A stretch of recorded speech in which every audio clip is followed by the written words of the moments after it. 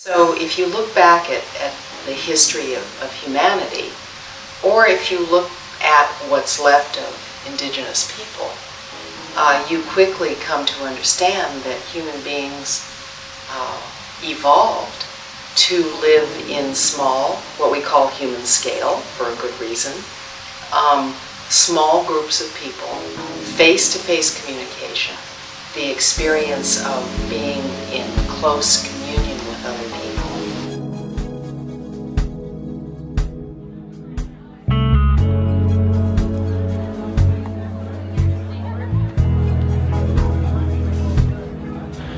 If the kind of hunger for materials that speak of a place and the human hand and so on are powering natural building right now, there is absolute starvation in the culture as it exists now for community interaction. And so it's a tremendous need waiting to be met. You know, we have all kinds of synthetic substitutes, if you will, for community now. These things where people try and get together to do things. But the ability to walk out your door and get your required daily dose of human interaction with people who aren't part of your nuclear family is absolutely going unmet. And so that's why that the work that's happening up in Portland with the village building convergence and city repair and so on excites people so much, because it is the ends toward which natural building was ultimately meant to be the means.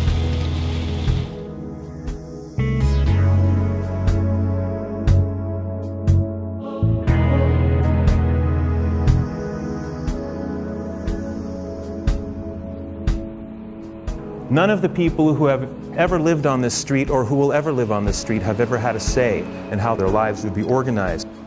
None of them have ever said, for instance, hey, let's move the functions of living away from the functions of working. Let's disintegrate those things so that when we come home at the end of the day after working with people we don't tend to get to know, let's live among people that we don't tend to get to know. No one ever said, hey, let's make everything bilaterally symmetrical as far as the eye can see, north, south, east, and west, and let's do it to every city west of the Ohio River all the way to the Pacific Ocean.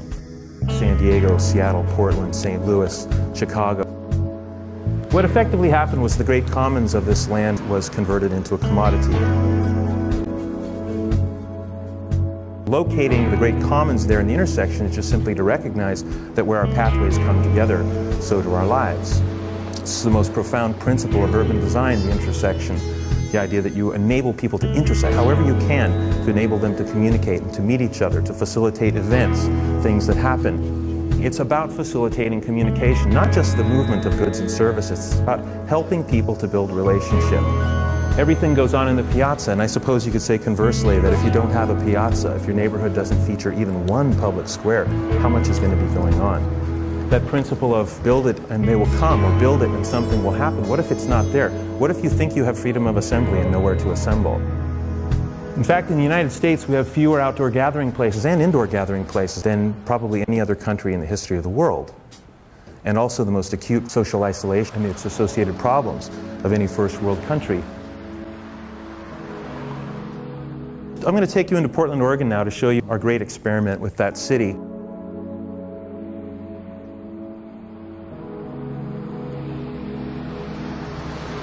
We looked at the city as a whole. We compared it to village-based cultures that have many more gathering places and ways to connect. We noticed by these comparisons that Portland alone was missing between 1,500 and 5,000 outdoor public gathering places.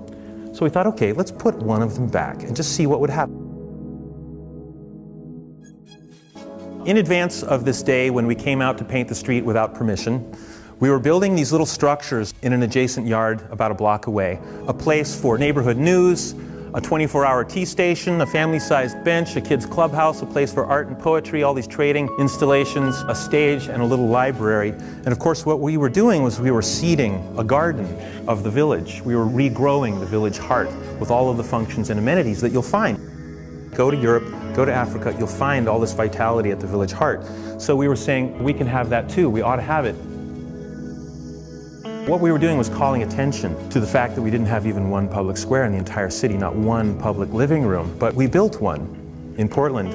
And it had this incredible catalytic effect. It was so inspirational to a city that it had never even known what this could be like. It said that there is a place where we all belong, where time and space is not for sale. It was so successful in building community, it's just the barn raising. It's not even a new idea. It's an old idea that is our absolute birthright. Get together, do something that uplifts the common life, build relationships that way, dance, eat together, wake up the next day with new ideas, not so afraid of each other or the world. So very logically here in the Sunnyside neighborhood, you see the neighborhood taking their emblem, the sunflower, their logo, and laying it down on the street. So it's a very exciting thing. You just build an example, people experience it spatially, and then they can start to talk about it, and then other people want to do it.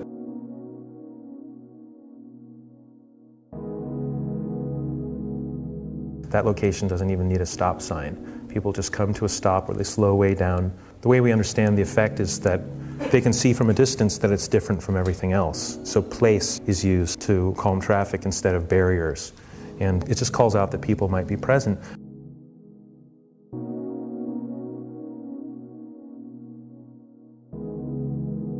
Those are small projects, and so are these. And each one of them is really a node. It's a way that people connect, intersect with each other. It's something that draws them, attracts them, gives them something to talk about.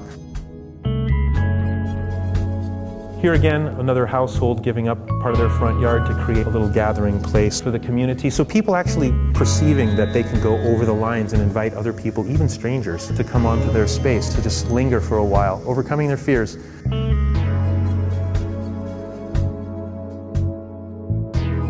This is called the Memorial Lifehouse, where a young man named Matt Shekel was crushed by a large truck that went through this stop sign. His bike was locked to the base of the stop sign, and people kept bringing flowers and mementos.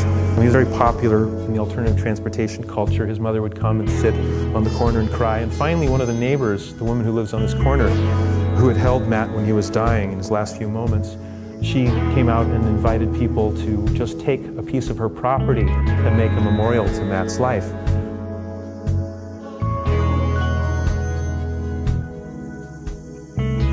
Poetry Plaza, a place where this woman in the green dress gives up her front yard for local students to come and write poems, for people to leave original poems in that little mailbox there for people to just come and take and to leave.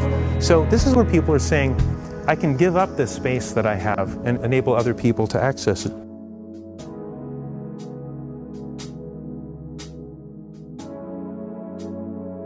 This is one of the biggest things that we've ever done. This is a building that's made out of all recycled and natural materials. Even the steel is recycled. It's a facility that takes stuff that's going to the dump, filters it, and sells it back to the public. Old 2x4s, toilets, stuff like that. Tons and tons of stuff goes out of the waste stream, including what the building itself is made out of.